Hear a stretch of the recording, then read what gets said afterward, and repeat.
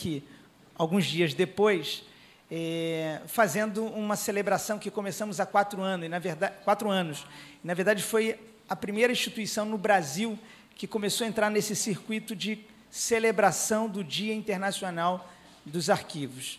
Então, nós estamos no 4º ano dessa iniciativa. A ata está sendo assinada e eu desejo boa sorte à escola, o departamento, a professora Rosália já se pronunciou, a gente está para apoiar de todas as maneiras e é fundamental para quem está participando na liderança desse novo Dakar, mas também para o curso. É uma experiência interessante para quem está envolvido diretamente, mas para a comunidade do curso isso também é muito importante. Então, a ata está sendo terminada aqui, assinada. Eu quero convidar a professora Priscila, que ela vai apresentar nosso convidado aqui hoje. Nós também estamos conseguindo transmitir essa palestra que vamos ter aqui hoje. Obrigado, boa sorte. Parabéns, gente. Sorte, força.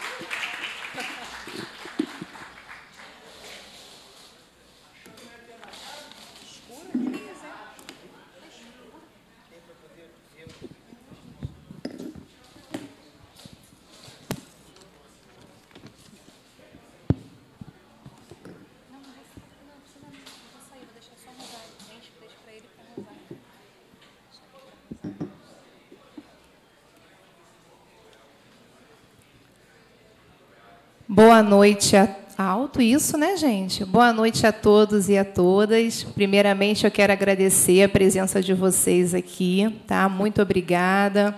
Como o professor Eliezer falou, nós estamos aqui hoje em comemoração ao dia 9 de junho, que foi o Dia dos Arquivos, né? E, para celebrar esse dia, nós convidamos o professor Tiago Henrique Bragato Barros, professor da Universidade Federal do Pará, para dar uma palestra para a gente, né? E eu quero agradecer ao professor, em nome da Escola de Arquivologia, do departamento, do curso, do PPG-Arq também, em nome da professora Mariana, tá? Por ter aceito o convite de forma tão carinhosa, tá bom? Muito obrigada por estar aqui. Então, vou falar um pouquinho sobre o currículo do professor Tiago. Ele é professor adjunto na Faculdade de Arquivologia e no Programa de Pós-Graduação em Ciência da Informação da Universidade Federal do Pará. Líder do Grupo de Pesquisa, Organização, Representação em Arquivos e Bibliotecas. Pesquisador em grupos de pesquisa da Unesp e UNB. Presidente da Sociedade Internacional de Organização do Conhecimento, capítulo brasileiro, entre 2017 a 2019. Tem experiência na área de arquivologia e ciência da informação, atuando principalmente nos seguintes temas: abordagens linguísticas em ciência da informação, epistemologia, representação e organização da informação. O professor Tiago vai palestrar. A palestra do professor Tiago está intitulada como Classificação e Descrição em Arquivística, Deslocamentos Teóricos Recentes. Então, eu vou convidar o professor Tiago a compor a mesa e a professora Rosália de Matos, nossa atual chefe de departamento, para mediar a mesa aqui, por gentileza.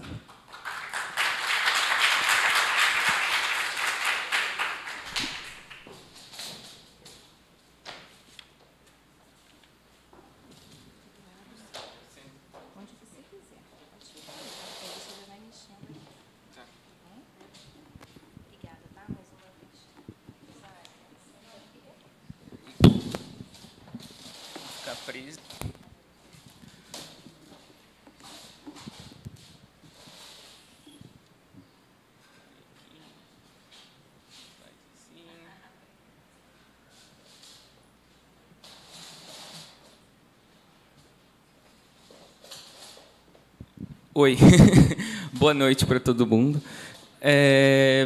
Algumas das questões que eu vou... Pera lá. Algumas das questões que eu vou falar para vocês aqui são questões que eu já trabalho há algum tempo, mas que eu comecei a discutir de uma forma mais profunda nos últimos 4 meses, desde que eu me afastei da UFPA e eu estou desenvolvendo pós-doutorado na Universidade de Brasília e discutindo algumas questões sobre classificação e descrição à luz da teoria da organização do conhecimento, né? Então, de onde eu venho, né? Hoje eu tenho, digamos assim, atuado, na verdade atuo na questão da organização do conhecimento desde 2009, né?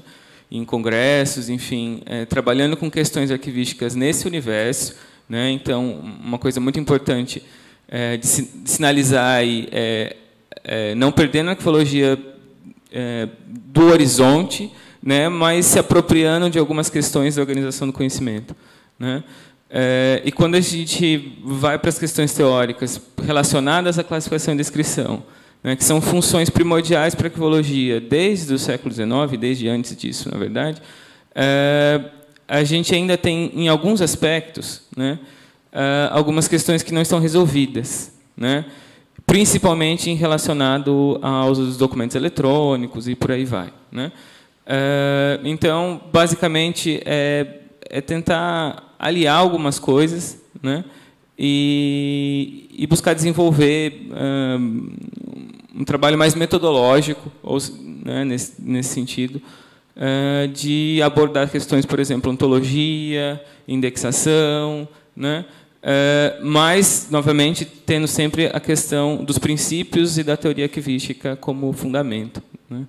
Não perdendo isso de vista, que às vezes, que na maioria dos textos a gente acaba, né, na maioria dos autores, isso acaba ocorrendo, né? E de início eu queria, na verdade, mais como uma provocação, colocar algumas citações aqui, né? A primeira citação que eu vou colocar é em relação ao que é essa história da representação do conhecimento, né? Então, a representação do conhecimento é um ramo da organização do conhecimento que compreende um conjunto de processos de simbolização notacional ou conceitual do saber humano no âmbito de qualquer disciplina. Na representação do conhecimento, compreende a classificação, indexação, conjunto de espectros informáticos e linguísticos relacionados com a tradução simbólica do conhecimento, né? E aí eu coloquei em negrito ali a questão simbolização notacional ou conceitual e disciplinar, né? Então, de onde vem a organização do conhecimento, né? A organização do conhecimento é uma ramificação da ciência da informação, da biblioteconomia, né, que é basicamente uma digamos assim, um refino, se a gente pode colocar assim, digamos assim, um desdobramento das questões de classificação que são trabalhadas nos Estados Unidos e em vários outros países nos anos 60, 70, e aí a gente tem, né, ao longo dos anos 80 e início dos 90, a criação de uma associação que trabalha com essas questões, que não diz mais classificação, não trabalha mais com organização, mas trabalha com a organização do conhecimento, né? Então, esse ponto de vista, esse ponto de partida, digamos assim, é um ponto de partida muito fora da realidade dos arquivos, muito fora do que se pretende enquanto organização de arquivo, né? Uma outra citação desse universo, né? Então, o sistema de organização do conhecimento apresenta uma estrutura organizada de termos correspondentes a uma ou todas as áreas de saber, representadas por notações que têm por objeto designar símbolos, os documentos, conforme suas temáticas, para agrupá-los, separá-los, organizá-los, referenciá-los em uma sequência lógica e interrelacionada. Nesse sentido, é sinônimo de sistema de classificação, né? Então, o que é veja bem, né? Embora a gente esteja falando de sistema de organização do conhecimento e apareça ali questões temáticas, né, e questões de áreas de saber, ou seja, basicamente a questão das classificações do conhecimento humano, que é uma grande preocupação da organização do conhecimento, enfim, e tem uma série de abordagens relacionadas a isso. Você tem ali outros aspectos que estão vinculados ao que? A questão de representação por notações, né? O objeto é designar símbolos de documentos, agrupar, separar. Quer dizer, você tem algumas coisas aí que colocam um pouco, né, aproximam um pouco do universo do que a gente faz em classificação e descrição em arquivos. E aí, lógico, né, um outro conceito que vai aparecer aí é, então, a operação mais significativa no âmbito da análise documental, que se refere a um processo de descrição de representação do conteúdo temático de um documento mediante um número limitado de termos tomados diretamente no contexto dos documentos, palavras-chave, vocabulários controlados, descritores ou cabeçalho de assunto. Esses termos devem ser, mais propriamente, caracterizam o documento, de modo a facilitar sua futura recuperação temática, né? Eu quis puxar esses 3 conceitos, né? Quem está sendo citado ali é o Baritek, ele é um professor do Uruguai que trabalha bastante com organização do conhecimento e ele tem um dicionário bem legal sobre as questões da organização. Então, eu quis, basicamente, assim, essas 3 citações dizem um pouco sobre o que é o universo da organização do conhecimento, né? O universo da organização do conhecimento são teorias, basicamente, são metodologias, são estruturas, vamos colocar assim, de agrupar o saber do conhecimento humano e, digamos assim, tem uma série de desdobramentos vinculados a isso, né? A princípio, né, a gente se coloca um pouco distante da questão arquivística e da questão da classificação e descrição, quando a gente pensa do contexto e proveniência, por aí vai, né? Mas a gente está falando de agrupar, né? O que a gente faz quando a gente classifica? Né? Então, o que a gente faz quando a gente descreve? A gente analisa e sintetiza a informação do fundo, da série, do que for que está sendo analisado, né? Então, assim, ainda que, digamos assim, o olhar que nós temos ele é completamente distinto e diferente, né? Em relação ao fazer isso, a gente consegue aproximar. Por quê? Isso foi aproximado, né? Se você for pensar as próprias normas de descrição, né? E uma coisa é muito importante, né, nesse cenário, né? A descrição, conjuntamente com a classificação, foram as primeiras funções a serem estabelecidas pela teoria arquivística durante o século XIX, né? A gente, lógico, que a questão arquivística, a própria diplomática, na verdade, né, remonta muito um tempo muito antes disso. Mas, em relação, digamos assim, ao fundamento, né, à estrutura de o que a gente entende por arqueologia, a gente vai encontrar textos do século XIX, a maioria deles do segundo, né,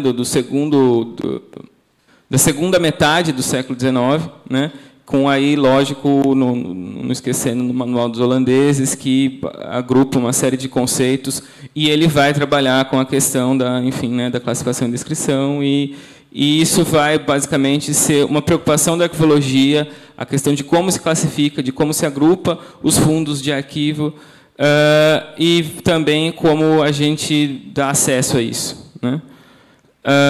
Então, aqui... só uma ponderação aí, né? Então a classificação, e aí já partindo para a questão da classificação, né? Então a classificação, uma função da arquivística, né? Uma função matricial da arquivística, limite do processo de gestão, organização e representação no contexto dos arquivos. Metodologia básica para análise, para a gestão e organização dos arquivos, análise funcional, faltou um L ali, iniciada nos anos 40, com textos de Brooks, Posner, e aí essa temática de forma mais completa pelo Schellenberg, né? Então, assim, a gente vê, basicamente, à medida que a gente avança no século XX, né, a gente vê essas duas questões, né, as questões que estão vinculadas metodologicamente e funcionalmente à descrição arquivística e à classificação, arranjo, a gente vê um desenvolvimento disso, né, uma série de textos, uma série de pessoas preocupadas com isso. Eu quis, na verdade, então, a gente tem problema até metodológico nisso, né, de como é que a gente chama de classificação, a gente chama de arranjo. Eu peguei do dicionário da Associação Americana de Arquivistas, né, a questão do arranjo e da classificação. Eles vão dizer, então, que o arranjo está vinculado à questão do processamento técnico arquivístico, né, ele tem um vínculo com a ordem original e a proveniência, e ele é distinto da classificação. Aí a gente vai para a classificação.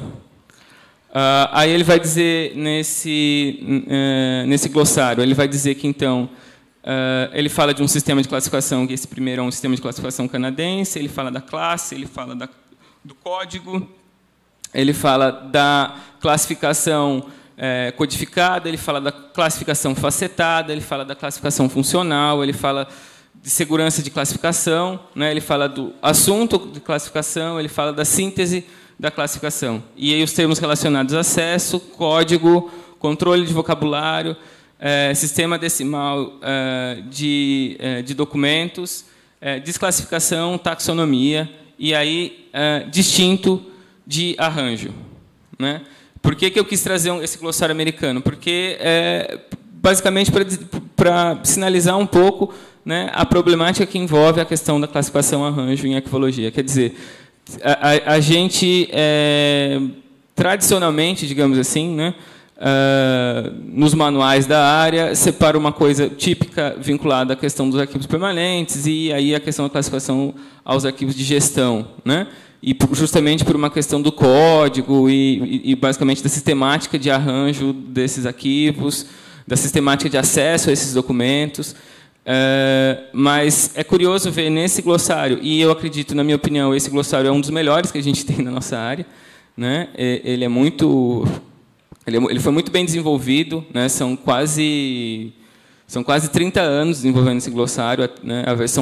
A primeira versão online dele é de 2003, né?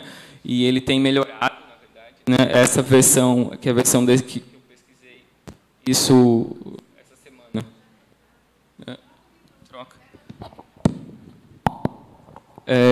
Eu pesquisei isso essa semana, então assim eles têm refinado esse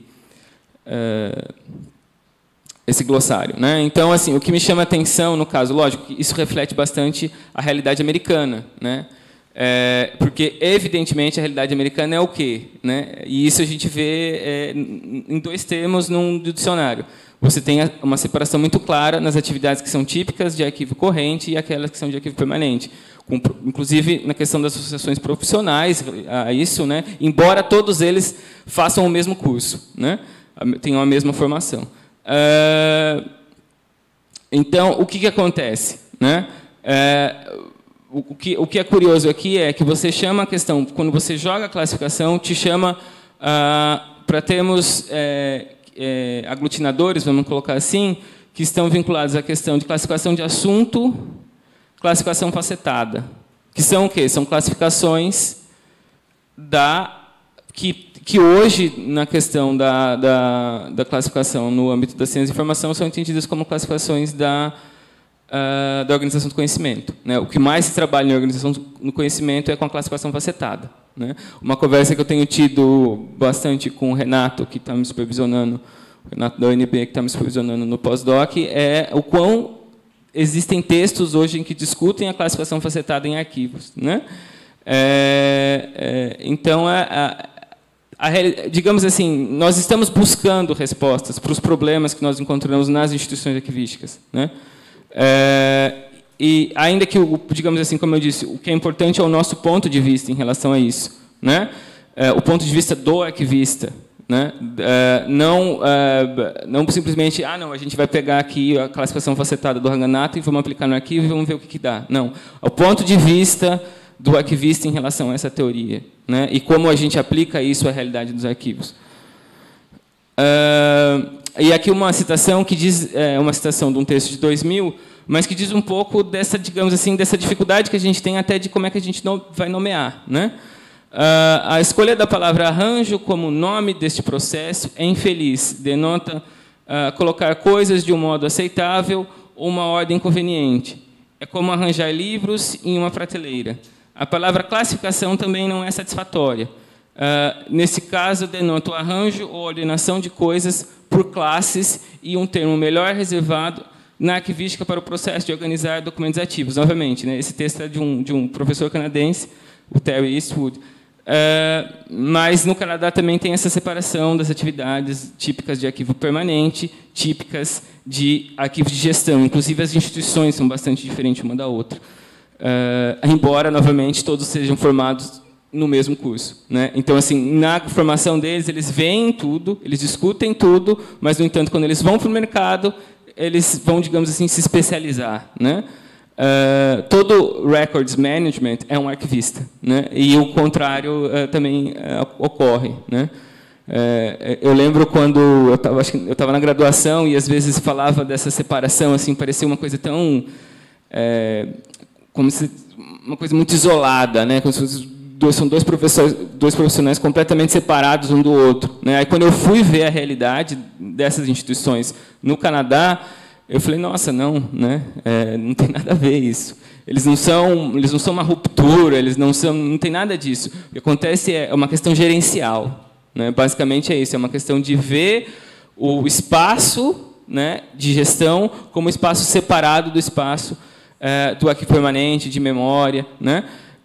Mas o profissional é basicamente o mesmo. Então, assim, o que ele está dizendo aqui é que existe, então, uma problemática em relação à função classificação, né? Eu já tive umas conversas sobre isso com o Renato e com outros pesquisadores que, por enquanto, que a gente talvez seja a melhor palavra é classificação, né? Se a gente for comparar, assim, por exemplo, dos textos produzidos dos anos 90 até hoje, a incidência do termo classificação para designar a classificação arquivística vai ser muito maior que arranjo, né? Mas, se você for pegar de textos de 1990 para trás, vai ser arranjo, né? Então, assim, talvez assim é que a gente delimite a terminologia da nossa área, né? O gosto do freguês. Mas fato é que a gente tem utilizado mais o termo arranjo para trabalhar, o termo classificação para trabalhar a questão dessa função que a gente agrupa coisas utilizando um sistema, né, de hierárquico de organização, né? Porque toda classificação arquivística é hierárquica, né? A gente sempre organiza de forma hierárquica, independente de se a gente está pensando de baixo ou de cima, a gente sempre está pensando em hierarquia institucional ou funcional, né, de uma instituição. E aí, então, e isso é uma discussão que eu tive com um professor que trabalhava com classificação lá no Canadá, que a gente tem até alguns textos dele que eu percebi que alguns anos para cá começaram a ser citados aqui no Brasil, que ele virou para mim no segundo dia que eu estava lá. E aí, lá no Brasil, como é que vocês lidam com os documentos? Vocês descobriram alguma coisa para além da função? Né? Para além da organização pelas atividades, pela estrutura do serviço, pela estrutura do órgão, né? Fora da questão do contexto, né? Aí ele disse para mim, né? Quando a gente pensa a avaliação aqui e a classificação, a gente saiu um pouco do Schellenberg, né? Isso ele dizendo. A gente saiu um pouco do Schellenberg, mas não foi muito longe dele ainda, né? Então, são problemas, esses problemas relacionados a essas funções, que são, digamos assim, o que eu acredito como mais importante da nossa área, né? Eu tenho um colega que dizia assim, nossa, você trabalha só com a parte técnica, né? E eu falei, pois é a parte que eu gosto, né? Então, e são questões que a gente, veja bem, a gente tem alguns indícios, a gente tem algumas ideias, mas a gente não tem uma resposta, né? Então, a questão de onde veio a questão da análise funcional, né? A literatura vai dizer, então, que a classificação por funções ocorre devido a uma padronização administrativa e um desenvolvimento da burocracia moderna a partir do final da Segunda Guerra Mundial, levando a uma racionalização e, ao mesmo tempo, a um aumento exponencial da complexidade da produção e do uso de documentos jurídico-administrativos. A partir, né, da década de 60, uma das respostas disciplinas, então, é essa questão da análise das instituições pelas funções, né? Porque como é que se classificava na época no século XVIII, no século XIX, os arquivos? Como é que se classificavam, né? A classificação era uma classificação temática, né? Por que aparece a questão do respeito aos fundos, né? O respeito aos fundos, basicamente, é uma resposta a uma desordem que já tinha sido feita pelos historiadores, né? E aí, nos arquivos franceses, faz um rearranjo ali intelectual, nunca físico, dessas instituições, né? Ninguém botou a mão na massa e rearranjou os arquivos, né? Basicamente, se fez um retorno do que eram esses fundos e o que eram essas instituições, né?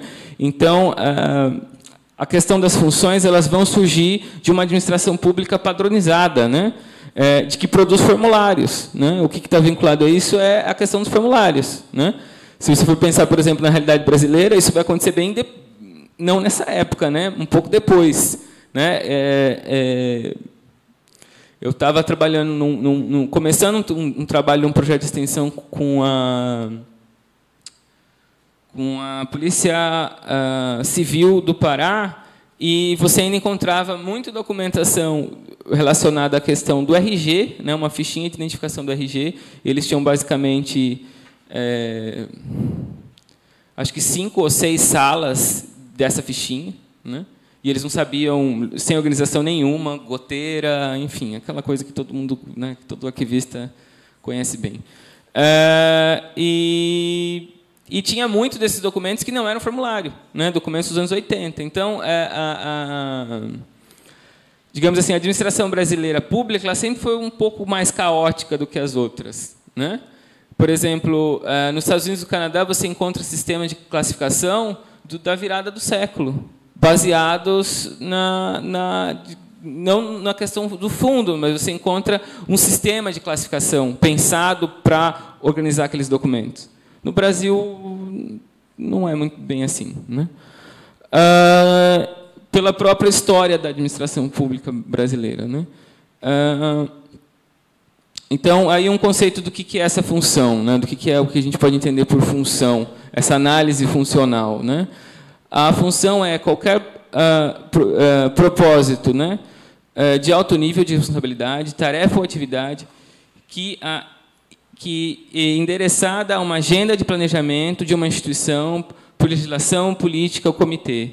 Tipicamente, funções comuns, administrativas ou operacionais relacionadas ao desenvolvimento de programas ou integra de bens e serviços. 3. Um conjunto de série de atividades de maneira geral, um processo de negócio, que ocorre de acordo com uma sequência descrita, que resulta de uma instituição ou indivíduo produzindo o resultado esperado em bens ou serviços, no que foi planejado ou delegado a fazer, né? Então, a questão funcional ela está vinculada a uma questão do órgão, né, da instituição, vamos colocar, do corpo administrativo que produz documentos, e baseado na sua relação, na sua missão, na sua competência, né?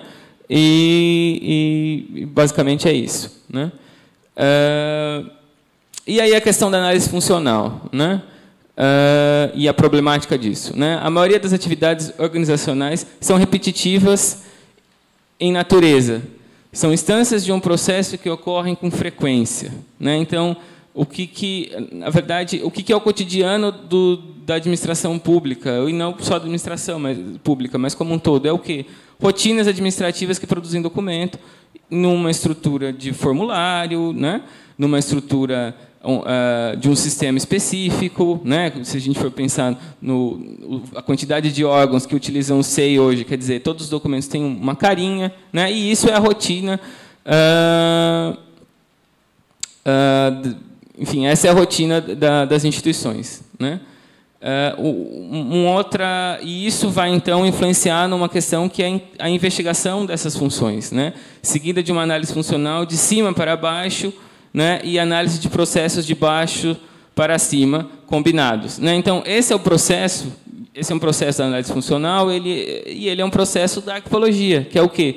A gente entender a organização baseada no seu contexto de produção documental, e aí você basicamente como essa instituição funciona no âmbito das suas macrofunções, né, dos seus corpos de funções, como é que isso funciona, como é que isso trabalha, como ela se lida com isso, como ela produz documento, e aí você, de baixo para cima, analisando os processos, né, que essas macrofunções, essas funções e essas atividades produzem, né? E aí você, basicamente, por meio dessas informações sobre o estudo desse órgão, você vai construir o seu esquema de classificação, o seu plano de classificação, né? E aí, um outro pesquisador, é uma dissertação de mestrado de um programa de Archival Science do Reino Unido, que ele trabalhou muito a fundo a questão da análise das funções e de como o arquivista faz isso, né? Não existe um modelo comum de classificação baseada nas funções, quer seja o número de elementos, ou os níveis, ou as nomeações das classes, né? E aí a gente começa a lidar com o nosso problema, né? Como a gente nomeia as classes. Como a gente, baseado numa identificação tipológica, vamos colocar assim, né? Que digamos assim, que é bastante da tradição brasileira, quando a gente pensa em relação a séries, enfim. Mas como a gente nomeia as classes nos planos de classificação? No Brasil, por exemplo. Por exemplo, o plano de classificação do CONARC. Como ele é estruturado? Como ele funciona? Como ele foi discutido? Como ele é atualizado? Né? Então, assim, a gente começa, quando a gente... no frigir dos ovos, não sobra muita coisa. Né? Porque o que acontece? Ainda que na arquivologia existam princípios, existam fundamentos de como nós fazemos, quando a gente vai para a prática, né, esses princípios não dão cabo sozinhos do trabalho. Se você for pensar, por exemplo, o código de classificação das IFES, eu não sei como é aqui na Unirio, mas na UFPA a implantação disso é um absurdo, porque a decomposição das classes do plano de classificação das IFES teve uma decomposição absurda. Por exemplo, tem processos que podem estar em 2 ou 3 classes diferentes. E como é que o arquivista coloca isso? E aí, como é que acessa isso? Se, por exemplo, vamos imaginar que o mesmo processo de um professor aqui na Unirio e um processo lá na UFPA, se ele está classificado de formas distintas, ainda que a gente está utilizando o mesmo plano.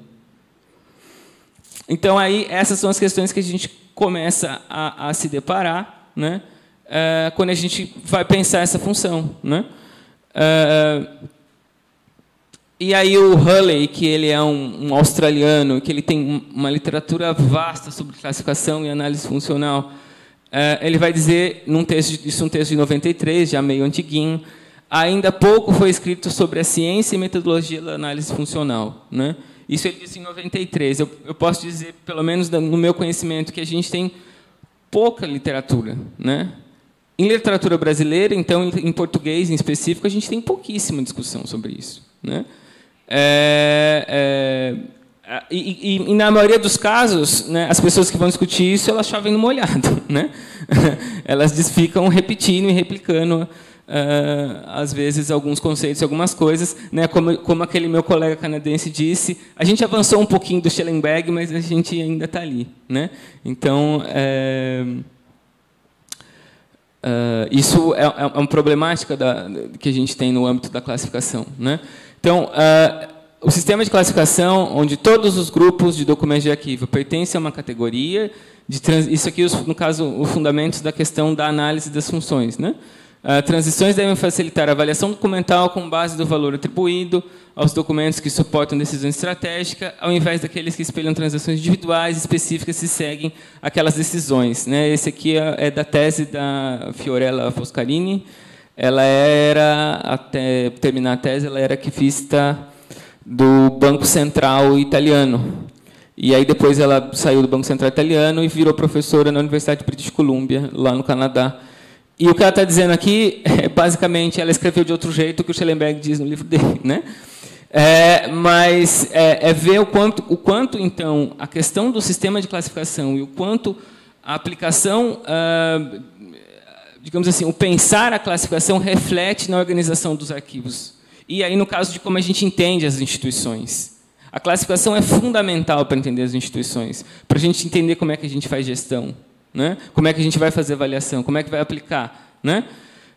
A gente tem, por exemplo, no caso do Estado de São Paulo, né, que, na questão dos planos de classificação, e da tabela de temporalidade. Né? O trabalho começou com classificação, com as atividades meio, e aí depois foi para as atividades fins, né?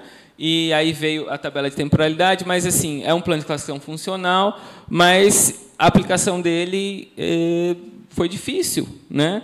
teve um trabalho dos arquivistas ali do Arquivo do Estado de irem às instituições, né, de irem aos espaços para aplicar aquilo, para, né, a metodologia que foi aplicada. E veja bem, essa é a realidade das instituições no mundo, né? Quer dizer, como a gente não tem um parâmetro claro, a gente tem os parâmetros, mas a gente não tem o como a gente faz, como a gente estrutura a classificação, e a gente vai de uma instituição para outra, né? Ainda que a gente diga, cada arquivo é um arquivo, mas a verdade é que a gente precisa de mais princípios e mais procedimentos, né? Porque a gente fica, em alguns casos, a gente reinventa a roda todo dia, né? Baseado na realidade da instituição, né? É preciso que a gente avance nisso, né? E aí, então, uma encruzilhada, né? Então, aí uma citação do Terry Eastwood, de um texto... É um texto, acho que até tem em português dele, não fala a memória agora. E um texto da Durante de 97, que, então, eles defendem que só os documentos em conjunto são registros e provas de atividades exercidas por uma instituição. Ou seja, qualquer documento que não estiver organizado por sua função ou atividade, estabelecendo uma relação com sua proveniência e sua ordem original, não pode ser compreendido como um documento de arquivo, né? Uma perspectiva bastante tradicional aqui, né? Na medida em que o documento de arquivo só existe e tem sentido em sua relação com os outros. Eu concordo plenamente com isso, né? Mas eu acho assim, a gente precisa dinamizar isso, né? A gente precisa de que isso não fique tão estanque e a teoria não fique tão distante da prática. Porque hoje é essa a realidade. É a realidade que eu vejo com os meus alunos quando eles estão estagiando, é a realidade com os meus colegas quando eles trabalham nas instituições arquivísticas, que existe, digamos assim, uma distância, né? E existe, lógico, um problema, porque se você for imaginar, por exemplo, até que aparece aqui, né, que eu acabei estudando um pouco esse sistema canadense de classificação, que é um sistema nacional, né, que engloba toda a administração pública federal, e ele é aplicado em toda a administração pública federal. Foi um projeto enorme que envolveu milhões, né, para ser estruturado, fundamentado, analisado e funcionado. Então, a gente depara na realidade brasileira, né, que a gente não tem milhões para investir num sistema desse, né? E uma coisa que eu acho que a gente tem que ficar muito clara para a gente: não adianta a gente discutir na teoria, a gente fazer e acontecer se a gente não tem dinheiro. Porque o que vai alterar a realidade dos arquivos do Brasil não é a teoria, é o dinheiro, né? Então, e a atuação política que está vinculada ao dinheiro, né? Enfim, não adianta a gente avançar na teoria se a gente não avança nessas questões, né? Como eu disse para vocês, esse programa, que é um programa maravilhoso, né, que fez uma decomposição e uma análise funcional de cima a baixo da administração pública federal, custou muito dinheiro, muitas horas, homem, dos arquivistas, né? Anos estudando para que isso acontecesse, né, e isso fosse aplicado. Então, a gente não vai resolver o problema hoje ou amanhã, né? Não com a realidade que a gente tem hoje no país, que é, na verdade, qual que é a realidade que a gente tem hoje? Uma realidade de que a gente quer ser mais... A transparência, né? As coisas não querem ser tão transparentes assim, né? Se você for ver, tem várias notícias de que a gente tem acompanhado, de que coisas estão sumindo do portal de transparência do governo federal, por exemplo, né? Então, assim, a realidade do Brasil não é uma realidade para aplicar a classificação funcional, né? É uma realidade para não entender como a administração pública funciona. Porque quando a gente pensa a classificação por funções, e quando a gente pensa a questão dessa análise das funções, por exemplo, do corpo administrativo do governo federal, a gente entender como essas instituições funcionam, né, como é que elas produzem documento, como é que... Enfim. E aí, né, entrando na questão da descrição, né? Sua função foi, ao longo do século XIX, estabelecer parâmetros gerais para a criação de guias de arquivo que, basicamente, se estabeleciam como instrumentos descritivos que visavam inventariar os variados fundos custodiados pelas instituições arquivísticas na Europa. né? Diferente da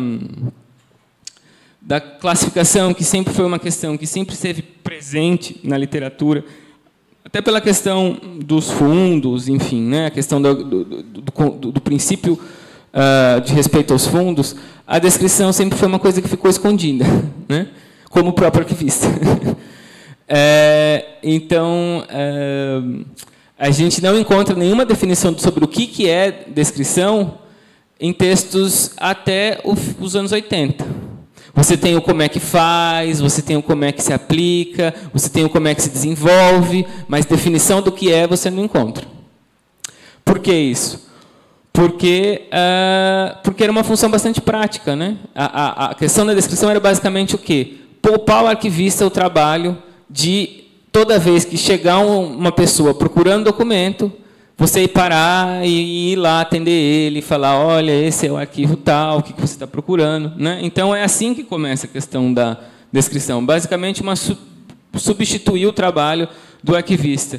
E se você for pegar, por exemplo, os manuais dos anos 20, dos anos 30, você vai encontrar a questão da descrição como uma coisa assim, sobrar um tempinho lá, aí você vai lá e faz isso, transcreve documento, disponibiliza. Quer dizer, a questão de acessar os documentos, ter acesso a isso, é uma coisa secundária, né? Então, digamos assim, é uma função que a gente começa a encontrar mais textos trabalhando ela nos anos 50, 60, 70, mas que só quando se inicia o processo de normalização dessa função, que é dos anos 80, que a gente passa a ter mais conceitos, e aí uma conceituação do que ela é, né? Por exemplo, no caso, esse conceito que está aqui, que é um conceito do grupo de trabalho canadense sobre normas de descrição arquivística, que foi o grupo que ficou responsável pela elaboração da ISAD, enfim, né? No primeiro momento, porque eles foram os primeiros a desenvolver uma normativa, né? Então, a descrição é uma função essencial no processamento do material arquivístico, e os produtos dessa função são instrumentos de pesquisa de vários tipos que dão ao administrador um controle sobre seus fundos e permite os usuários e arquivistas encontrar a informação necessária. Eu gosto muito dessa definição porque chama a questão da descrição não só para quem, né, para um usuário, digamos assim, um usuário final, né, mas a própria administração que produz essas informações, né? Que dá uma dimensão assim, né, de então entender a descrição não só para além da questão do arquivo permanente, né, só simplesmente vinculado à questão da realidade do arquivo permanente. Aqui uma outra definição, né, no caso aqui uma definição durante daquele texto archival bond dela, acho que esse é do archival bond, enfim, não vou lembrar agora. Mas nos anos 30, na Europa, a descrição começou a ser vista como os meios de tornar o usuário independente do conhecimento especializado do arquivista, né? E tinha como objetivo a compilação de instrumentos de pesquisa para o usuário, não arquivista, no caso. A atividade de descrever, adquirindo um caráter não avaliativo, vista como uma sequência de um reconhecimento dos seus produtos para ser útil para todo tipo de pesquisa, tinha que servir todos e ninguém em particular, né? Então, basicamente, é essa a realidade que a gente encontra na descrição arquivística, né? Porque se a gente for comparar com, por exemplo, com a indexação, com o processo de indexação da literatura científica, das bibliotecas, né? O que eles estão analisando, né? Eles estão analisando documentos, mas eles estão analisando documentos únicos num espaço específico. E aqueles documentos já foram gerados para serem públicos, para serem utilizados, para serem acessados, né? Ele já tem essa característica. O de arquivo não, né? Ninguém cria documento de arquivo porque é legal. Cria porque existe uma necessidade administrativa, né? Então, se existe uma necessidade administrativa para solucionar um problema, então, quando a gente vai dar acesso a esses documentos, a gente dá acesso a uma informação que não necessariamente foi criada para ter aquele acesso. Quando a gente pensa, por exemplo, no caso dos arquivos permanentes, né?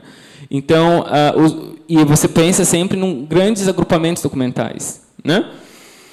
Então, os instrumentos de descrição arquivística, e aí eu digo, os instrumentos de representação no contexto da descrição arquivística, eles têm que ser eles não podem ser específicos o suficiente e eles não podem ser gerais o suficiente. E esse é o grande problema que a gente encontra.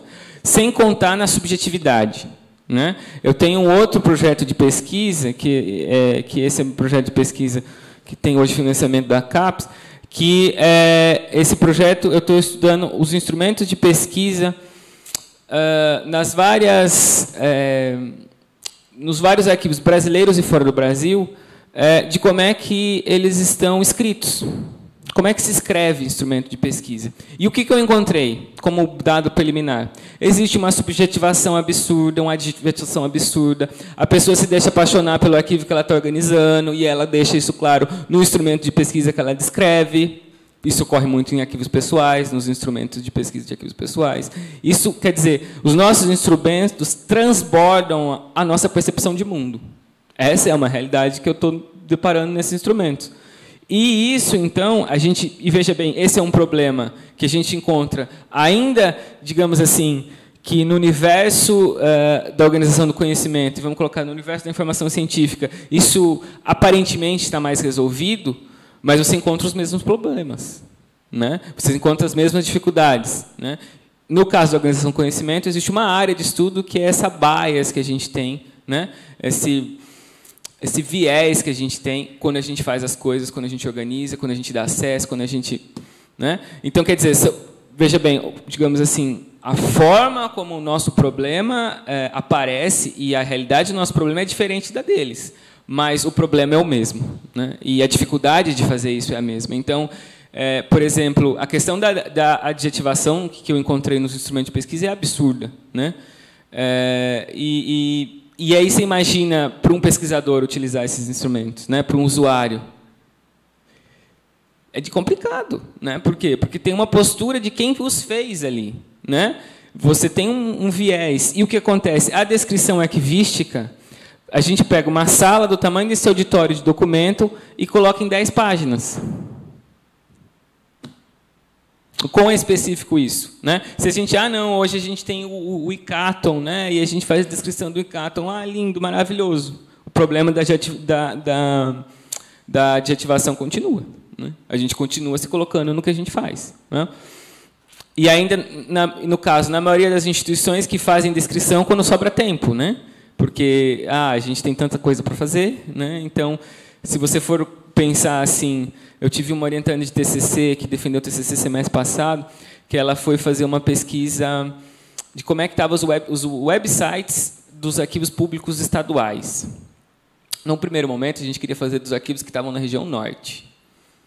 Aí a gente foi, né, entrou na página do CONAC e tal, foi olhar. Mas não tem. Nenhum arquivo na região norte tem página na internet. E aí? Aí a gente falou, não, então a gente vai ter que expandir. Vamos para o Nordeste. 2 arquivos. Aí o país todo, foram 15 instituições, das 27. E aí a gente utilizou, tem um instrumentozinho do CONARC, de 2001, que fala de como elaborar websites para instituições arquivísticas.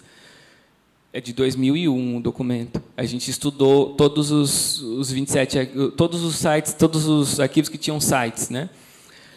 Tinham 3 arquivos que cumpriam todos os requisitos de um documento de 2001. Então essa é a realidade das instituições arquivísticas quando a gente pensa o acesso no Brasil, né?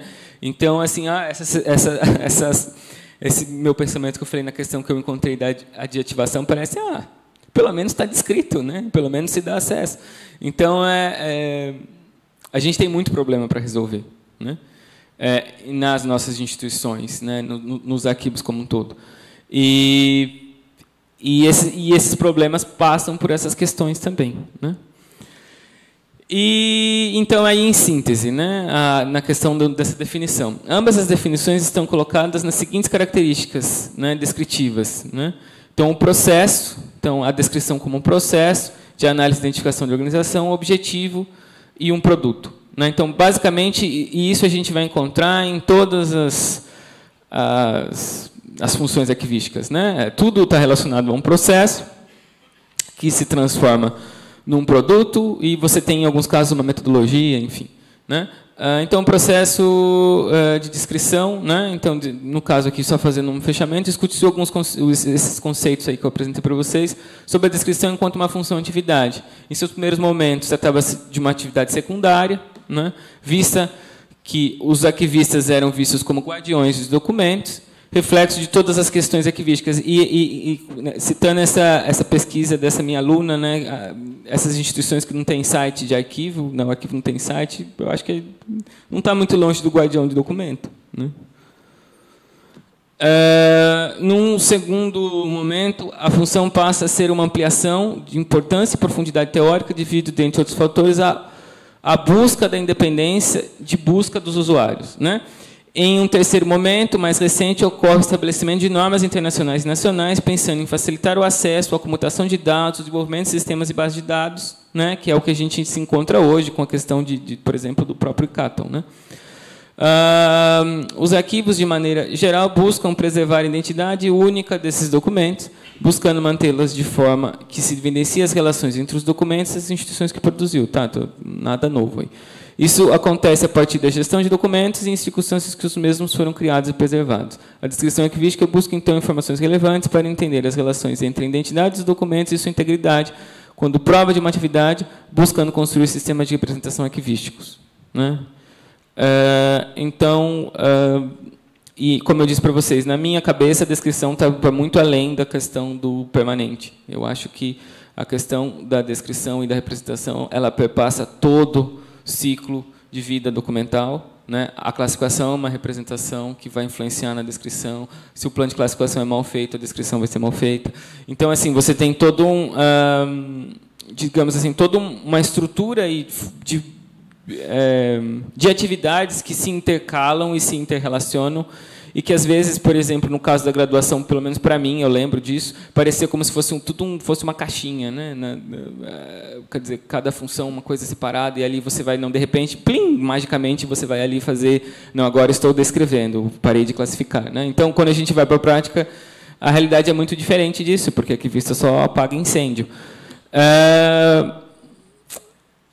Aqui eu não sei se vocês vão conseguir visualizar, de um texto do Renato Souza, daqui da FGV, né? Ele é da área de organização do conhecimento. Isso aqui são os sistemas de organização do conhecimento e as diferentes tipologias desses sistemas, como eu disse para vocês naquele início, né? Então, essa é a realidade da organização do conhecimento, né? E eu vejo, assim, por exemplo, aqui existe uma área dos sistemas hierárquicos, que todos os sistemas arquivísticos são hierárquicos, com algumas exceções, né? Então, a questão do que a organização do conhecimento fala sobre classificação hierárquica e a classificação facetada é fundamental para os arquivistas. É fundamental não porque a gente vai pegar ali e aplicar no arquivo, não, é para a gente ver como a gente consegue compreender isso para aplicar na realidade das instituições arquivísticas. Tendo em mente o contexto, mas tendo em mente um contexto que não é o mesmo da administração do Schellenberg, né, da classificação do manual dele, né? Aí esse aqui é um desenho que eu fiz para o artigo que eu estou escrevendo, que não está nada pronto ainda e está tudo meio confuso ainda na minha cabeça. Que é, então, você tem o sistema de organização do conhecimento, a questão da representação arquivística, a descrição, e ali tem ali proveniência e contexto, proveniência externa e contexto. Então, aí você tem vários sistemas, né? A gente tem, por exemplo, as normas de descrição, né? Eu coloquei ali 4 normas de descrição, as normas do CIA, o sistema australiano, a norma canadense e a norma do Reino Unido, que são, enfim, que são sistemas de organização do conhecimento por si só. Eles são formas de olhar a instituição arquivística e fazer a descrição, né? E ali, no caso, a classificação, eu coloquei, eu preciso puxar mais um na questão facetada, que não está nesse quadro, que é funcional, estrutural e atividades, né? Que a questão das atividades está vinculada a esse sistema de série. Então, quer dizer, cada forma que a gente olha nessa classificação hierárquica reflete em como as classes vão ser construídas, como a gente vai fundamentar a série, o que a gente vai entender como o agrupamento maior, e o que a gente vai entender como agrupamento menor, né? E isso é um reflexo, e isso é um sistema de organização do conhecimento.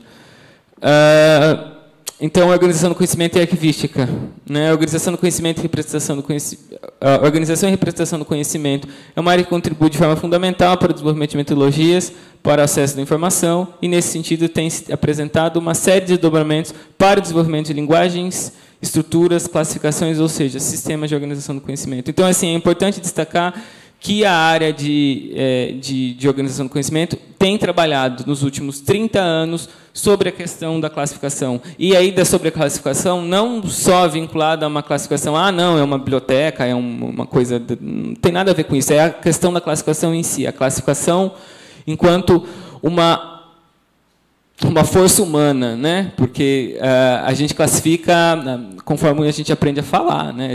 Isso é diferente disso, uma cadeira é diferente de uma mesa, quer dizer...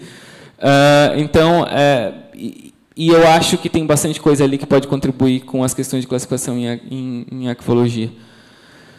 E, por outro lado, a arquivística tem se desenvolvido de uma forma paralela, né? Mas, em muitos momentos, buscando interlocuções, ainda que superficiais ou até então não intencionais, com a área de organização do conhecimento, como é no caso do desenvolvimento de alguns requisitos para normas de descrição arquivística, né? A própria questão daquela Records in Context tem um pouco disso, né? Ontologias, taxonomias, vocabulários controlados e por aí vai, né? A gente vai encontrar isso na literatura da área e a gente vai encontrar isso na prática também, né? Então, a representação e organização de informações contidas em documentos de arquivo indica a existência de uma ação administrativa, né? A estrutura organizacional de um órgão produtor é o fundamento base para a elaboração e construção dos sistemas de descrições e classificação arquivísticos, ou seja, ontologias, esquemas de classificação, descritores, vocabulários controlados, indexadores criados a partir desse processo terão relação fundamental com este aspecto, porém não estão subsidiados apenas a ele, né? Não é a única forma. Enfim, aqui tem uma citação que eu gosto bastante da Elizabeth Yackel, que ela vai falar, então, que a representação refere-se a dois processos de arranjo, respeitando e desrespeitando a ordem, né? O texto dela ela provoca bastante, e a descrição, assim como a criação de instrumentos de pesquisa, guias, inventários, catálogos e sistemas, fichas catalográficas, bases de dados bibliográficos e bases de dados arquivísticas, resultados dessas atividades. É clara como a criação de substitutos se relaciona com a representação, né? Então, ela está chamando a questão da classificação e a questão da descrição como uma questão de representação. Aí eu fiz um desenho aqui, eu fiz esse desenho hoje, desculpa, tá? Está meio provisório ainda, eu ainda tenho que pensar bastante no que eu estou colocando aqui. Estou colocando para vocês aqui, e não sei se eu estou viajando. Então, assim, no caso, o que seria esse processo, né? Esse processo, então, um processo de organização, de representação do conhecimento arquivístico, né? Ou seja, e aí a questão do conhecimento arquivístico das instituições, né?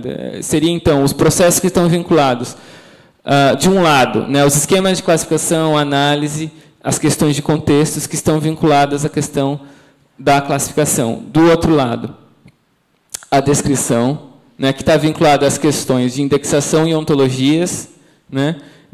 Provavelmente dá para colocar muito mais coisa aí, mas indexação e ontologia são as duas únicas ainda, né, que eu estudei mais, né? E de ter, inclusive, alunos estudando com essas questões. Então, e aí vinculados a uma questão do contexto desses documentos, né? Por quê? Porque quando a gente vai representar nos arquivos, dado a realidade, a gente está se vinculando a questões que estão vinculadas à sua proveniência e à sua estrutura organizacional e ao seu fundamento, enfim, toda aquela história. Mas as pessoas também têm que encontrar, né? Não só vinculado a isso, também, mas também vinculado a palavra-chave, vocabulário controlado e por aí vai, né? E isso está vinculado às questões de descrição, porque na descrição é onde a gente refina o que a gente esboçou na classificação, né?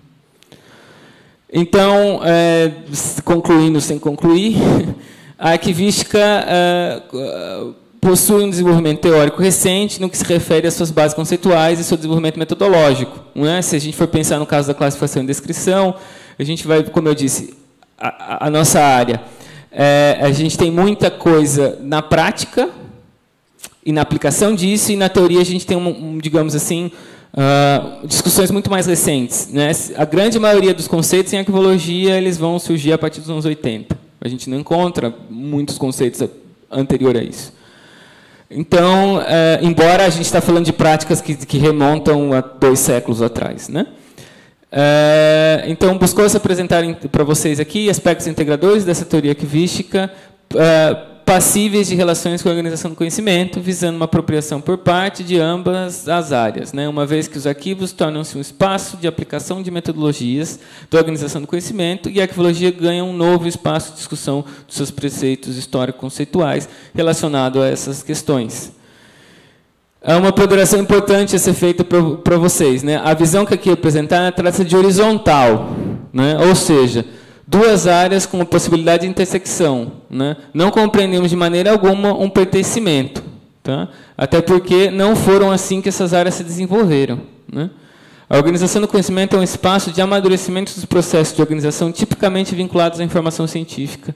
E seus desdobramentos está organizada internacionalmente como tal, porém apresentando metodologias e abordagens, fundamentos muito importantes para a organização dos ambientes dos arquivos. Embora com metodologias e objetos próprios, nenhuma área é uma ilha, mas a relação de uma área com a outra é que podemos amadurecer metodologia de tratamento.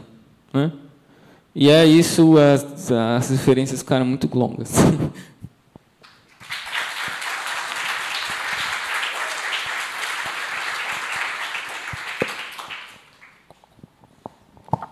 Bom, obrigada à excelente exposição de ideias e inquietações do professor Tiago, né? Agradecemos muito a sua generosa palestra, né? Que muito nos emociona. Você falou da subjetividade, mas, curiosamente, professor, eu tenho um projeto de pesquisa aqui na Unirio que se chama Linguagens Documentárias, Semântica e Representação da Informação Arquivística. Bom, por que disto, né? E aí, enquanto você falava, eu pensava o tempo todo, gente, como pode, né? O que é o desenvolvimento científico, né? Um colega lá no Pará, eu aqui no Rio de Janeiro e o professor Renato Souza lá na UNB, mas que, de alguma forma, vieram pairar e orbitando fora de nós e dentro de nós as mesmas inquietações e os mesmos problemas, né? E aí eu cheguei a ter uma disciplina aqui, professor, que se chamava Tópicos Especiais, e quando me deram essa disciplina, eu pensei com meus botões, mas o que eu vou falar nessa disciplina de tópicos especiais? Então, eu fui procurar saber o que eu poderia falar. Eu poderia falar sobre tudo, né? E aí, como eu sempre tive uma inquietação sobre linguagens, né, eu pensei assim, bom, então vamos lá, vamos procurar falar sobre classificação na arquivística, mas será que é só isso que eu quero falar? Bom, e aí eu comecei a ter contato com uma literatura que não é especificamente da nossa área, né? Que é sobre organização do conhecimento. E aí fui beber em Gertrude Dalberg, né? Teoria do conceito, né? E, enfim, comecei a ler uma literatura que eu tentava, ao mesmo tempo, trazer para os alunos na arquivologia, né? E, conforme essas leituras, eu fui descobrir a origem da classificação, né? A teoria da classificação em Aristóteles, né? E a decorrência em Porfírio. E, mais à frente, fui ver a questão de Olga Pombo, que tem aquele artigo famoso, né? Da classificação dos seres, a classificação dos saberes. E aí eu comecei a pensar, como juntar tudo isso? Como juntar a teoria da classificação com a arquivologia? Bom, aí, professor e alunos, colegas, eu comecei a verificar o seguinte: Aristóteles através da interpretação de Porfírio, ele não construiu árvores do conhecimento? Inclusive, lembradas essas árvores lá em Portugal há pouco tempo, né, pela professora Olga Pombo. E aí, uma coisa em comum, e que é verdade, tanto a organização do conhecimento quanto na arquivologia, trabalhamos com árvores hierárquicas, né? Por outro lado, eu tinha um outro problema, porque quando se fala em classificação por assunto, é uma corrente de pensamento na arquivística. Quando se fala em classificação por tipologia, é uma outra corrente proveniente da Espanha, com Vicenta Cortés, né? E tem alguns colegas nossos que não veem a menor compatibilidade entre as duas coisas, né? O que cria mais um nó na nossa cabeça, né? Mas, enfim, de qualquer forma, professor, eu acho que essas inquietações são muito válidas, e aí eu me lembrei muito também da literatura do professor Renato Souza, onde ele fala que a classificação é matricial, para todas as demais funções. Isso ele bebeu no professor Luiz Carlos Lopes, já falecido. E uma coisa é certa, né? Nós precisamos nos aprofundar nesses temas, que são muito caros à arquivologia, né? Assim como o senhor está fazendo. Por quê? Porque, se a gente não souber classificar, como faremos as outras funções arquivísticas, inclusive a descrição, né? E aí, professor, para não me alongar muito, porque senão eu vou acabar fazendo uma outra palestra, né? Não é o objetivo, né? Mas só um parênteses, eu participei do grupo do plano de classificação das IFES, e eu disse à época, gente, vamos chamar aqui a professora Maria Luísa Campos, vamos chamar aqui a professora Rosa Inês Novaes Cordeiro. Elas me disseram assim, mas elas não são arquivistas. Eu falei assim, e daí? Qual é o problema da gente trazer para um grupo de pesquisa, um grupo de estudos, um grupo de trabalho, pesquisadoras que estão muito já avançadas em estudos de classificação? Bom, na época, tinham colegas representantes da UNB que resgataram os textos do Renato Souza. Enfim, na época eu peguei e falei assim, gente, vamos usar uma estrutura, um esqueleto básico para todas as IFES. Depois, cada IFE coloca as suas idiosincrasias. Não foi feito isso, professor. Outra coisa, não seguiram nenhuma teoria da classificação, coisa nenhuma. Na época, deveria ser classe 100, 200, 300, e não arranjaram, não deveriam ter arranjado aquela classe 400. Aquilo como direi, é um monstrengo dentro da classificação. Bom, aquilo porque eles deveriam ter pego tudo que é sobre educação, né? Ou então optariam pela palavra ensino, ensino fundamental, ensino médio, ensino técnico agrícola, ensino de graduação, ensino de pós-graduação e daí por diante. Mas o que falta aos arquivistas e arquivologia? Volto a Getúlio Dalberg. Conceito. Sem teoria do conceito não há classificação por assunto e nem há classificação por tipologia que se aguente. Entende? E outra coisa, vamos parar com essa história, porque bibliotecário não pode conversar com arquivista, ou o arquivista não pode conversar com o bibliotecário, que não pode conversar com o cientista da informação. E onde está a interdisciplinaridade? Vai ficar só na teoria? Aí eu jogo para você a bola, para você falar um pouco para mim e para os alunos, para os colegas, qual é o papel para você da teoria do conceito, das taxonomias, que são estruturas hierárquicas de termos, E de que maneira isso pode contribuir para os planos de classificação, tá? E também para a descrição. Obrigada. Desculpa, gente, ter me alongado tanto.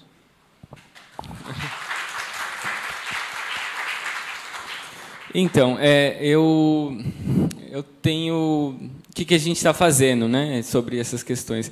Eu tenho um orientando de mestrado que ele está trabalhando com a questão das ontologias.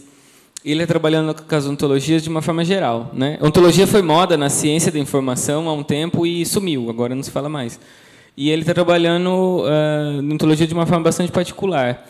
E eu, como, enfim, né, pensando nas questões da arquivologia, falei, olha, eu vou falar de classificação e você vai falar de ontologia, a gente vai escrever um trabalho.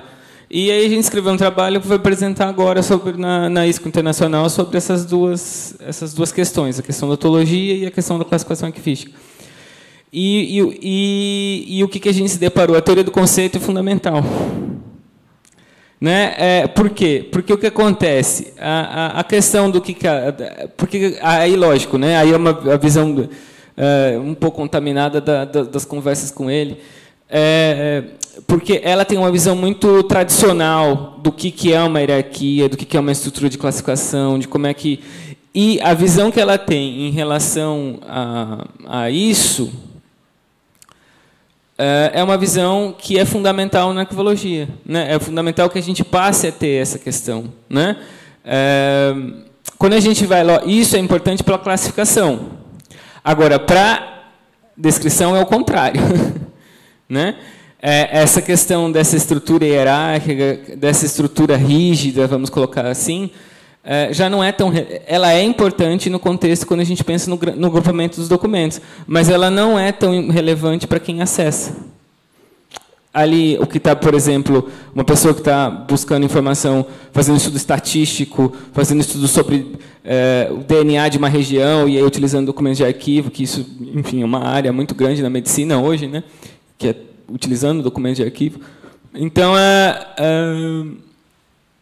assim, talvez o uso que vai ser feito daquele documento de arquivo que foi produzido há 50 anos atrás ou aquele produzido há 20, que não necessariamente o arquivista previu, né?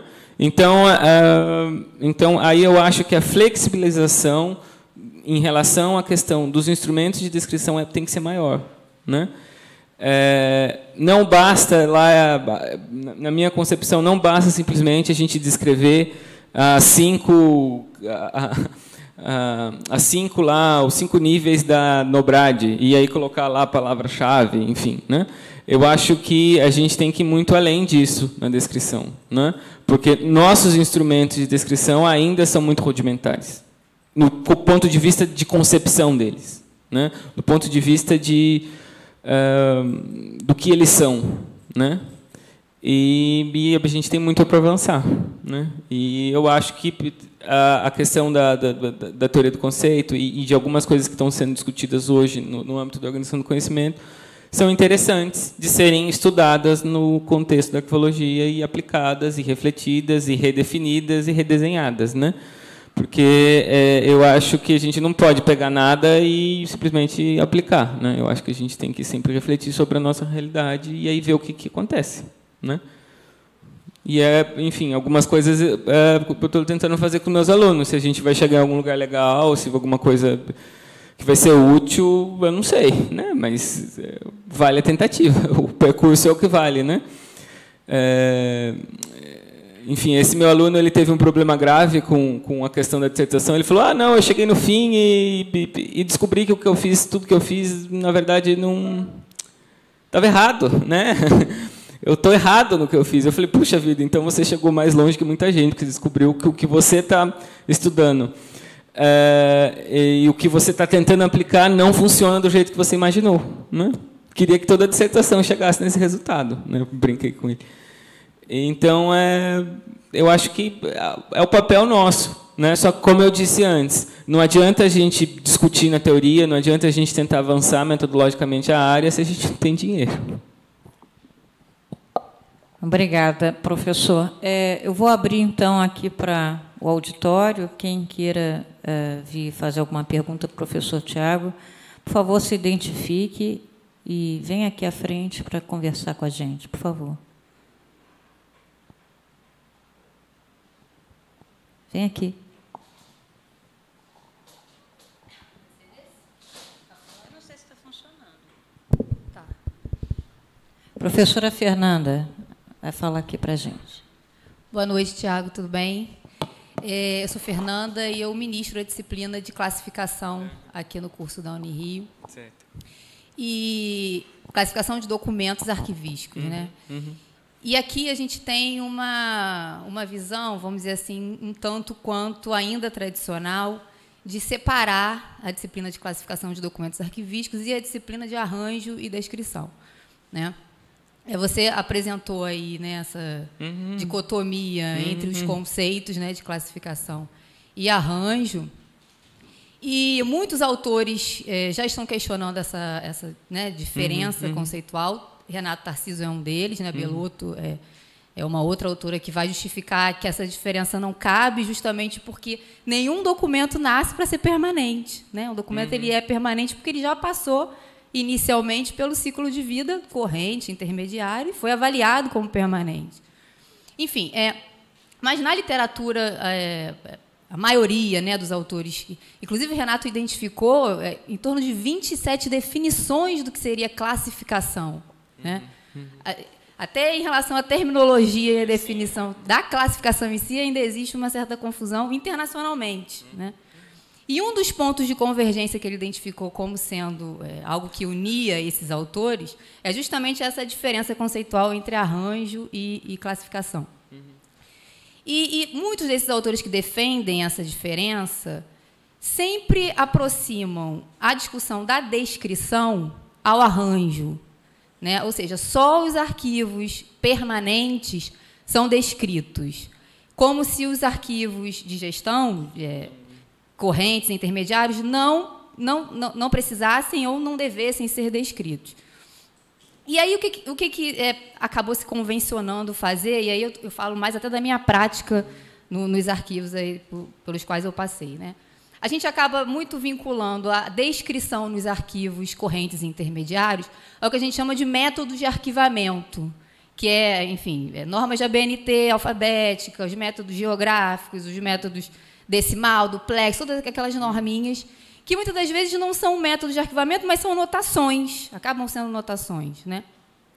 Aí eu queria ouvir um pouquinho de você com relação a essa diferença entre a descrição para o arranjo ou para os arquivos permanentes e os métodos de arquivamento para os arquivos de gestão, que, na maioria da literatura, está relacionada a uma descrição dos arquivos de gestão, como se a classificação e a descrição fossem funções que não combinassem, apenas o arranjo e a descrição.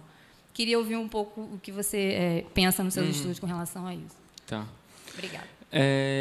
Assim, na minha opinião, eu acho que isso está muito vinculado ao papel, né? A realidade dos arquivos em papel, né? Essas caixinhas, né? A questão da separação do que é de gestão, do que é permanente, né? Eu acho que isso vem muito da cultura do papel e até da própria ideia de como é que o ciclo vital funciona, né? Porque você vê uma caixinha, um documentozinho andando por aí, né? E isso reflete um pouco essa realidade. Eu acho assim, né? Isso do que eu analisei, né? Do que eu estudei sobre a questão da teoria. Como eu disse para você, quando a gente vai para a teoria, você encontra o arranjo sendo utilizado em textos mais antigos, né, que denotavam, basicamente, assim, a questão da classificação como uma questão vinculada à descrição, e como o arranjo como uma pré-descrição, vamos colocar assim, uma coisa inicial ali do contexto, né, que você vincula a proveniência, a ordem original e por aí vai. E aí a classificação há uma questão digamos assim, da questão da gestão, né?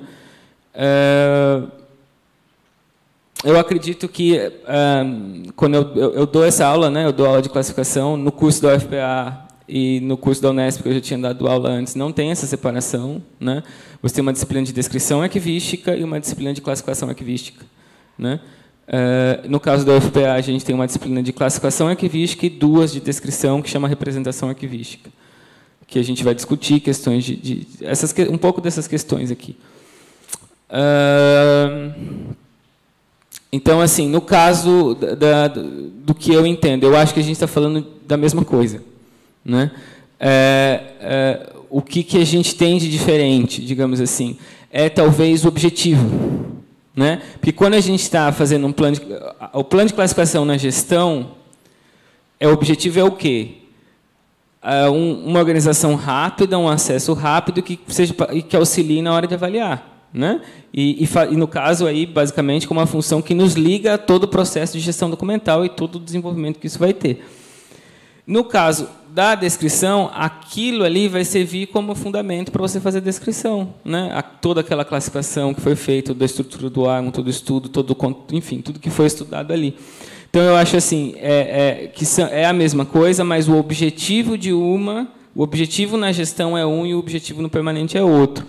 Mas eu acho, como eu disse para você, eu acho que a gente tem que entender, até pela realidade que a gente vive hoje, que essas linhas, né, elas já não são tão claras, né? E eu acho que, mesmo os documentos que são produzidos hoje, eles são passíveis de descrição, eles são passíveis de acesso por essas questões, né? Se a gente for pensar na questão até da própria lei de acesso à informação e no direito que as pessoas têm de transparência do Estado, ou seja, dos dados que estão sendo produzidos hoje pelo governo, né? Vamos imaginar que as nossas organizações do Brasil tivessem muito organizadas e tivessem muito bem descritas e o acesso a isso fosse fácil. A gente daria transparência para esse Estado, né, dos documentos que estão sendo produzidos hoje e as pessoas iam visualizar isso nesses sistemas, né? Então, eu acho que é meio que um caminho sem volta, né? Essas linhas ficarem cada vez menos definidas, né? Pela própria realidade, né, das instituições. Eu acho que é isso. Bom, não querendo pegar o gancho, mas já pegando, viu, Fernanda? Eu cheguei a ter essa inquietação, né? E aí, para mim, o que eu descobri é que, na verdade, a palavra arranjo vem de arrangement, do francês, né? Que justamente foi, digamos, uma forma de pensamento que influenciou muito a arquivologia clássica, né?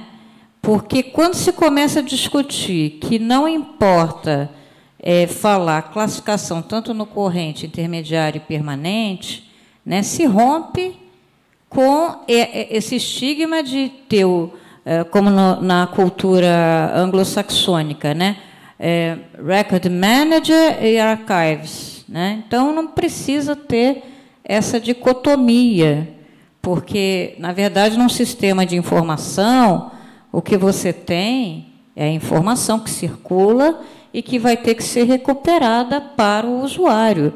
Não importa se estiver no arquivo corrente, intermediário ou permanente. Me parece que isso é uma questão mais cultural do que técnica, como também eu acho que a palavra descrição na arquivologia, ela vem também dos arquivos históricos. Eu acho que ela vem de uma cultura, isso aí o Schellenberg também fala. Ele fala que a palavra descrição, e eu concordo com ele, vem de uma origem, de uma historiografia, onde o conceito de descrição leva mais para uma questão narrativa do que... Concorda, professor? Do que... na verdade, aquilo tem influência de historiografia, dos historiadores. A arquivologia já foi disciplina auxiliar da história. Agora, na medida em que você tem tecnologia da informação e da comunicação, você muda esse paradigma, né? E aí você tem que pensar na informação que deve ser tratada. Então, a gente está... agora, eu já vi colegas nossos, não vou dizer nomes, porque não é ético, né? Mas eu já vi colega dizendo assim, professor, mas se organiza conhecimento? Aí eu disse assim, professor, olha só, Não fui eu que inventei a organização do conhecimento. Foi em Getúlio de Dalberg, em 1980. Como também eu já vi professor, colega nosso, dizer: eu não estou aqui para ser bibliotecário, eu não vou falar em representação da informação, porque, para mim, o que existe é descrição. Então, professor, eu vejo muitas relutâncias também, sabe? Mas, desculpa me intrometer, tá, gente? Tá, Fernanda, você me desculpe e de eu ter tomado um pouco sua fala. Mais alguém, gente, quer falar aqui? Professor Eliezer quer falar aqui para a gente, fazer uma pergunta ao professor Tiago. Bom, boa noite. Primeiro, agradecer o Tiago, tão generosamente, ter dividido aí um tempo dele, esse tempo dele de estado aqui no Rio, de vir aqui.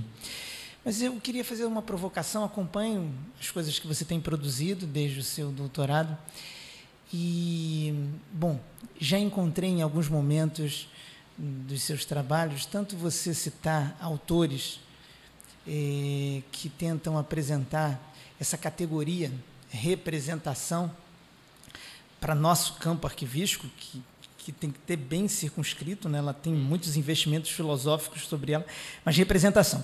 Tanto autores que pensam o seguinte: olha, então é uma boa categoria para a gente pensar tanto o que nós fazemos com nome de arranjo ou classificação, quanto o que nós fazemos com nome de descrição, e chamar tudo de representação. Em alguns outros momentos, inclusive assim, na sua fala hoje, em alguns momentos, me pareceu até que você estivesse usando a categoria representação como alguma coisa perto de um nome mais atual para descrição.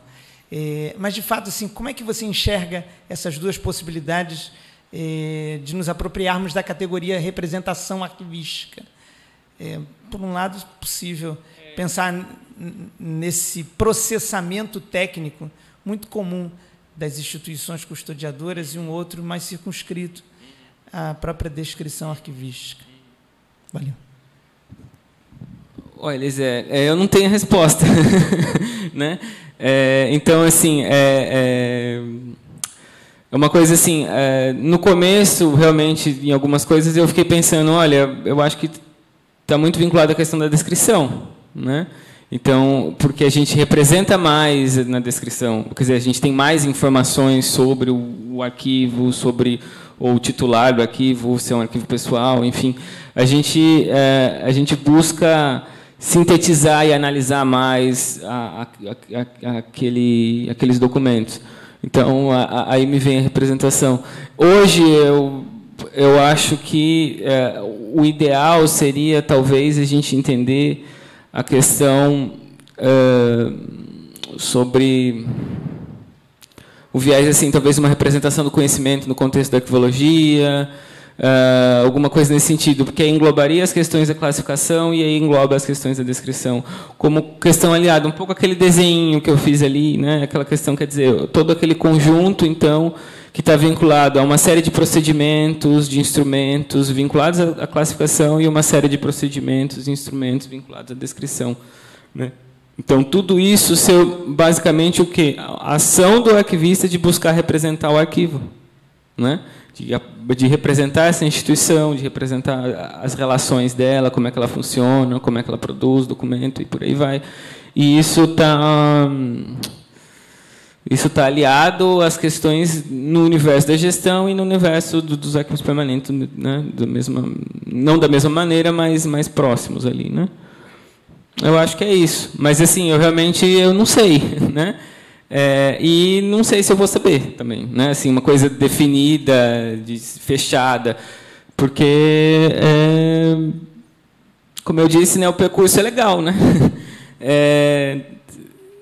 Mas, assim, o que eu vejo, o que eu tenho claro para mim é que a gente começa a colocar algumas questões de uma forma menos, não menos prática, mas menos tecnicista mesmo, né? Menos, o meu inventário é assim, eu aplico a Nobrad assim, eu aplico, né, uma coisa assim muito mecanicista mesmo, tecnicista nesse sentido, e começa a ver a coisa de uma forma mais abrangente, né? E começa, por exemplo, a discutir como a gente escreve os instrumentos, né? Que é o caso de uma pesquisa que eu estou fazendo. Então, como é que a gente escreve esses instrumentos? Como é que a gente se coloca? Como é que a gente se põe? Quer dizer, estratégias para que talvez isso ocorra menos, ou não sei. Mas, quer dizer, você começa, então, a discutir coisas que estão para além do simples fato de, olha, é assim que eu aplico, é assim... E eu acredito, assim, que, né, eu não sou nada pós-moderno, eu acredito que se a gente chegou nessa realidade atual de poder discutir isso hoje, significa que toda aquela teoria que foi desenvolvida, né, existe um acúmulo de conhecimento sobre arqueologia, sobre os arquivos, e aí a gente chega nesse momento de poder estudar e refletir a respeito disso, né? Quer dizer, foi preciso que o Jenkinson dissesse lá nos anos 20 que o arquivista é praticamente um ser mitológico, né? Porque o livro dele é meio isso, a visão dele do arquivista, né? Ele é quase um unicórnio mágico. Então, foi preciso que ele dissesse as coisas que ele disse naquele momento para a gente refletir a respeito dessas questões hoje, né? Acho que é isso. Obrigada. Renato Mota. Isso. Meu nome... Alô?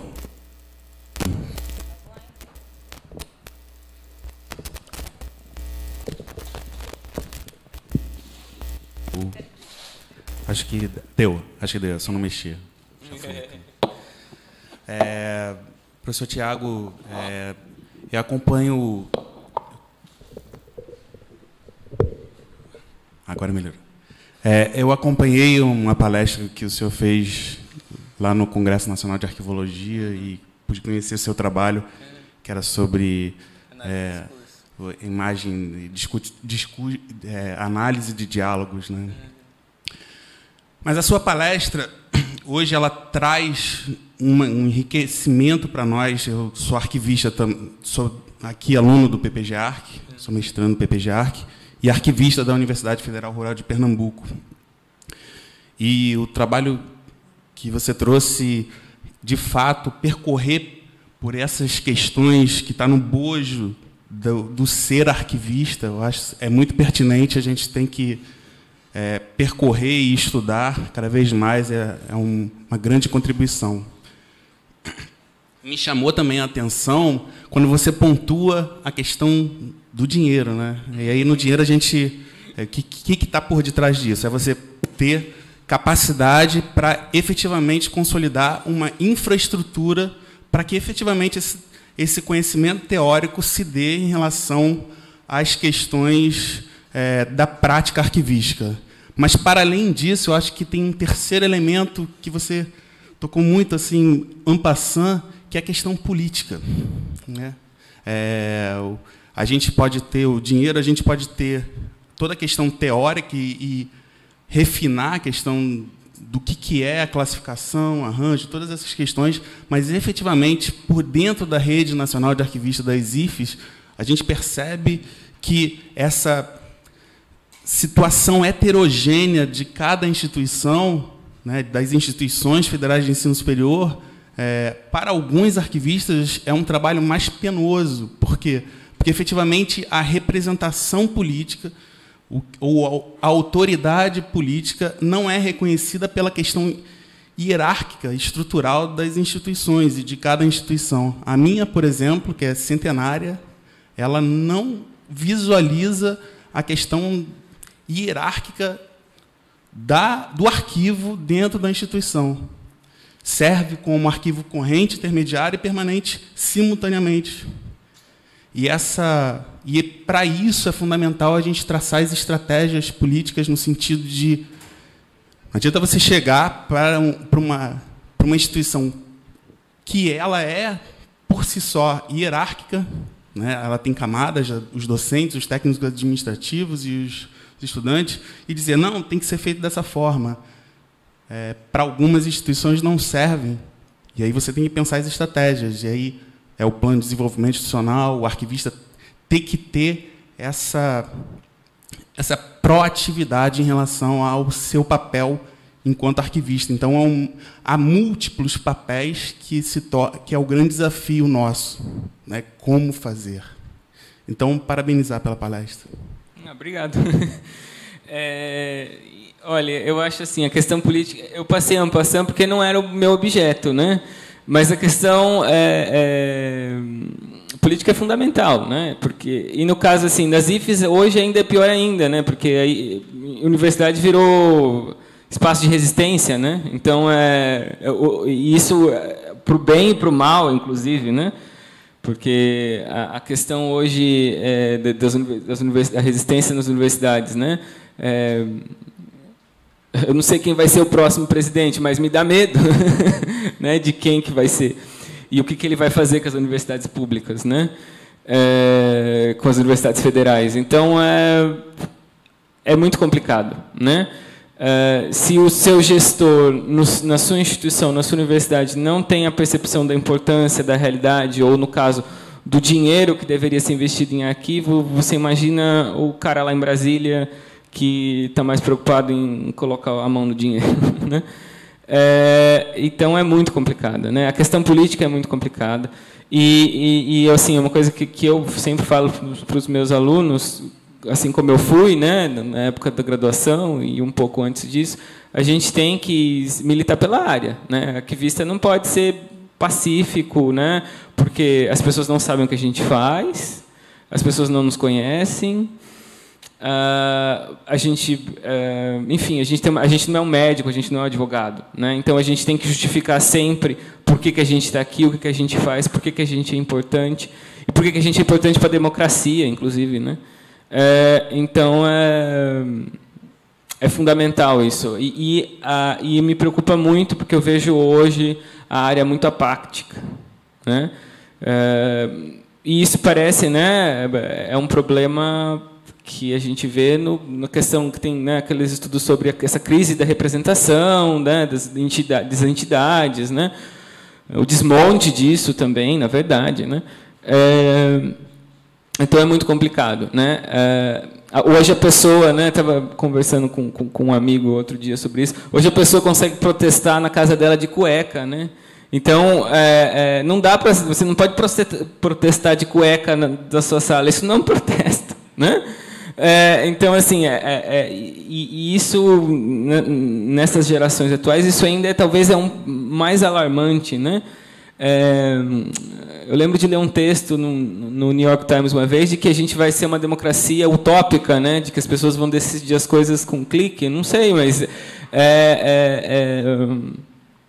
porque as pessoas não vão sair de casa, vão fazer tudo pelo computador. Mas isso já está acontecendo, né? As pessoas elas falam coisas no Twitter, e elas mudam a foto dela do perfil do Facebook, aí tem lá tipo Lula livre, mas ninguém vai lá no negócio do Lula e, enfim, e faz um trabalho de resistência, de movimentar, né? Por quê? Porque as pessoas, eu não sei se têm preguiça, têm apatia, né? E isso eu digo de qualquer lado, tá? Não estou dizendo assim, eu falei Lula, não, ele é de esquerda, não, para mim tanto faz, né? Faça alguma coisa, né? Só não pode militar para o Bolsonaro, não, o Bolsonaro pode também, enfim, cada um na sua. Mas me preocupa um pouco a apatia, né? E eu vejo essa apatia nos colegas também, não só nos alunos, mas nos colegas também, uma coisa assim, um comodismo, né? Que eu acho que os professores de arquivologia não deveriam ser tão acomodados, né? Eu sei que a gente tem um monte de coisa, faz 22 mil coisas ao mesmo tempo, mas essa realidade não vai mudar, né? Porque é o que o governo quer que a gente faça, né? Enfim, isso é o problema do professor no Brasil, né? De qualquer nível, na verdade, né? Então, eu acho que a gente tem que brigar pela área, né? Se a gente não briga pela área, ninguém vai brigar por ela.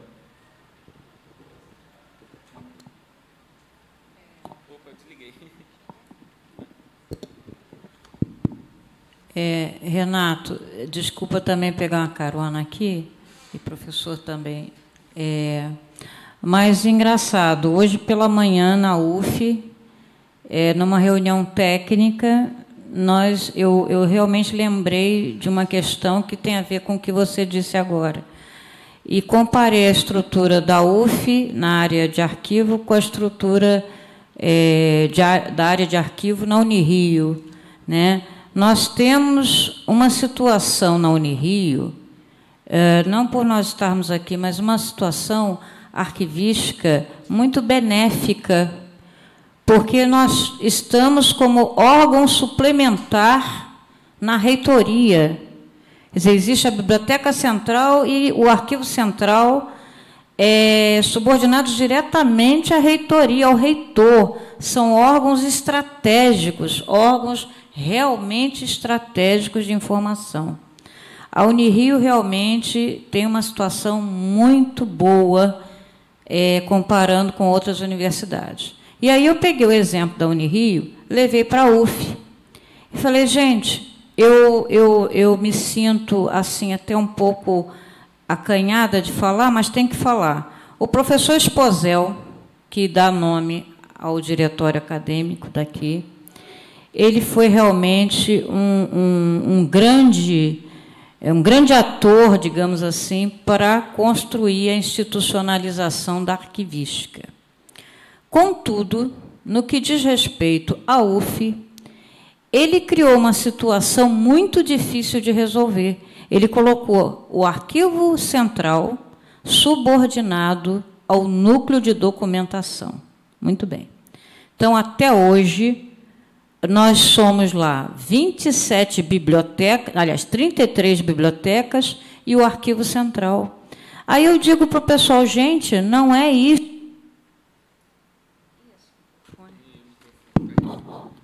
Estão ouvindo? Gente, não é isto. São 33 bibliotecas e todos os arquivos setoriais da UF que a gente deve incorporar num sistema de arquivos. Então, eu propus aos colegas, vamos levantar novamente a bandeira da emancipação da área arquivística e nos desvincularmos da atual SDC, porque senão a área de arquivo lá nunca vai ter visibilidade. Porque tudo que é de crédito vai para a SDC. É como a arquivologia em relação à ciência da informação. Tudo que é produzido na arquivologia cai como produção para a ciência da informação. A verdade é essa. Quer dizer, eu vejo assim. Se alguém discordar de mim, até o professor, por favor, se manifeste. Mas, então, eu acho, Renato, que é uma questão que aí o professor Tiago falou e que eu concordo, está havendo uma crise de liderança na arquivologia. A gente não vê realmente, né? Agora, isso já vem há algum tempo, porque houve o desmonte da AB, né? Enfim, é uma situação complicada. Tem esse PL aí 7920 de queima de arquivos, que continua a morrer, né? E outro dia eu vi alguém dizendo, alguém tem que ir lá no Senado para acompanhar, aí chega na hora de acompanhar, ninguém vai. Mas, enfim, são coisas complicadas mesmo, viu, Renato? Gente, mais alguém que queira fazer perguntas ao professor? Por favor. Alunos de graduação, curiosos, não querem vir aqui fazer uma pergunta? Gente, o professor é uma pessoa simples. Vamos lá. Ele é generoso. É tipo do professor que realmente ele tem conhecimento, porque se ele não tivesse, ele seria arrogante. Mas ele é simples. As pessoas que sabem são simples. E aí, gente? Dou-lhe uma, dou-lhe duas, dou-lhe...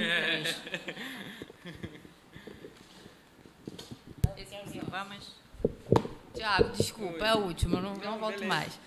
É uma coisa que está me incomodando, que eu preciso perguntar. Enfim, você falou da questão dos outros métodos de classificação estrutural, tipológico e até mesmo classificação facetada, né?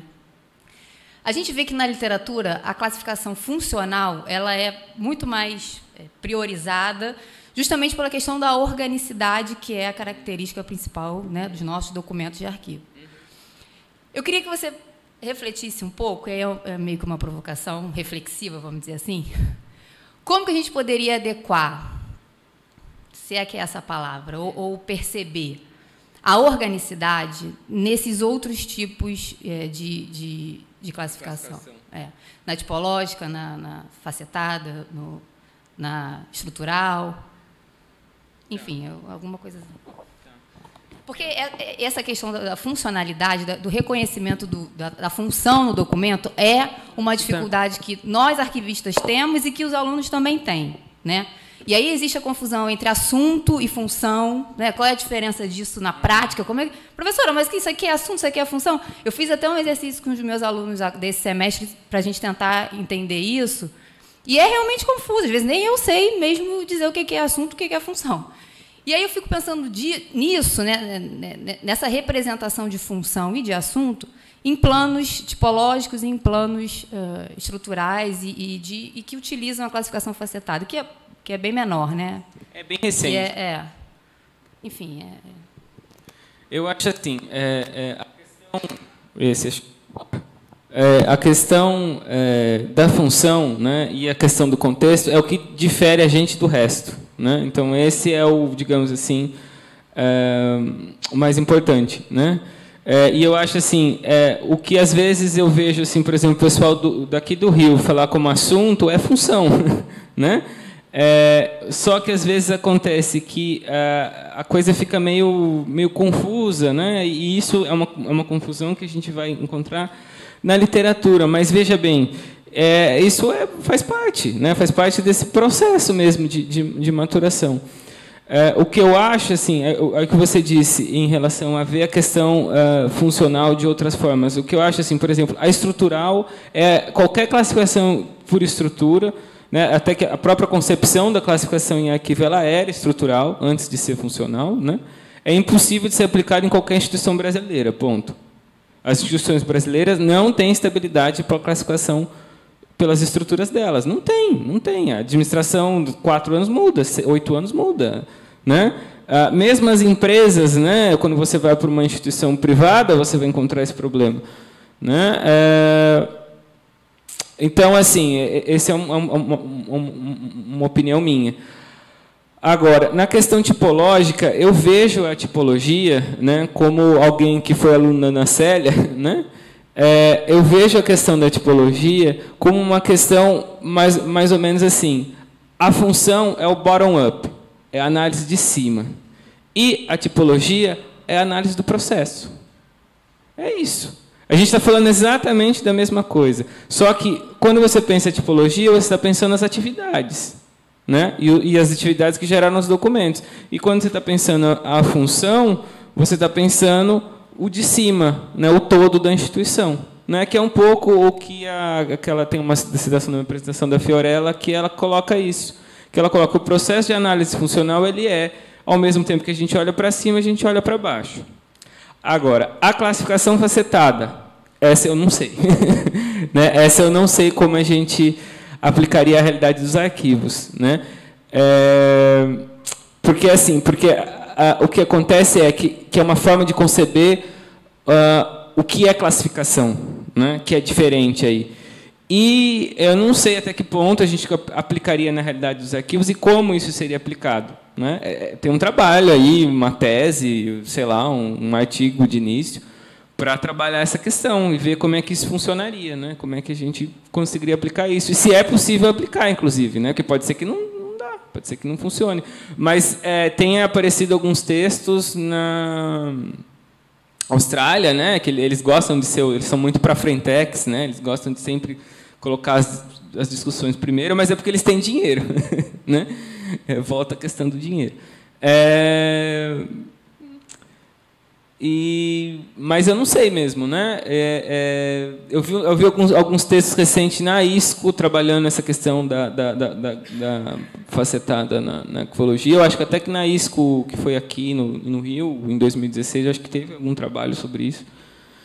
Então, assim, como eu disse, é uma coisa muito recente que a gente precisa ver, né? porque uma coisa que às vezes me incomoda um pouco, e é por isso que eu quis deixar tão marcado isso, essa questão de abordar as questões pelo viés da equivologia, pela concepção da equivologia, é que às vezes a gente se deixa seduzir pelo de fora e esquece o nosso, né? Então, eu acho isso às vezes complicado. E eu já vi isso em muitos trabalhos que trabalham com a questão da organização do conhecimento, né? E com outras áreas, inclusive, né? De esquecer a questão arquivística, de esquecer a questão do contexto, de esquecer a questão, né, da proveniência e por aí vai, né? Tinha um colega meu bibliotecário que falou assim: nossa, por que você tem essa tara por essa proveniência? Por que você não esquece dela, né? Porque, aí, lógico, tem a fala do arquivista, né? Mas é que isso é o fundamental da nossa metodologia de trabalho. E quando eu digo isso, enquanto uma metodologia científica, né? A Natália, que agora é professora da UF, ela escreveu um artigo fantástico sobre a proveniência como uma análise de domínio, né? Como uma vertente de análise de domínio da organização do conhecimento. Então, quer dizer, de tão única que é a perspectiva da proveniência arquivística, né? Então, na minha concepção, o que nos faz arquivistas é a proveniência, né? Então, e essa visão que a gente tem da organização, né? É isso. Bom, o único trabalho que eu conheço é da Rosa Zuleide, na Paraíba, que ela tentou fazer essa conexão, né? Classificação facetada e arquivologia, e os arquivos. Até uma coisa que eu teria que ler, que ainda não li. Bom, gente, já temos as 8:55. Alguém mais quer perguntar? O professor Tiago? Não? Posso encerrar as atividades? Bom, então, fechamos por hoje apenas, mas o assunto é muito instigante, como vocês puderam ver, e agradecemos mais uma vez a participação e a presença, a generosidade do professor Tiago aqui conosco. E vamos bater palmas. Eu que agradeço, né, enfim, de vocês terem ouvido aí as coisas que eu falei e compartilhar um pouco dessas discussões, né? E algumas das coisas que eu apresentei para vocês é a primeira vez que eu estou falando, assim, sem ser no texto. Então, né? Obrigado. Obrigada. Gente, uma boa noite para todos.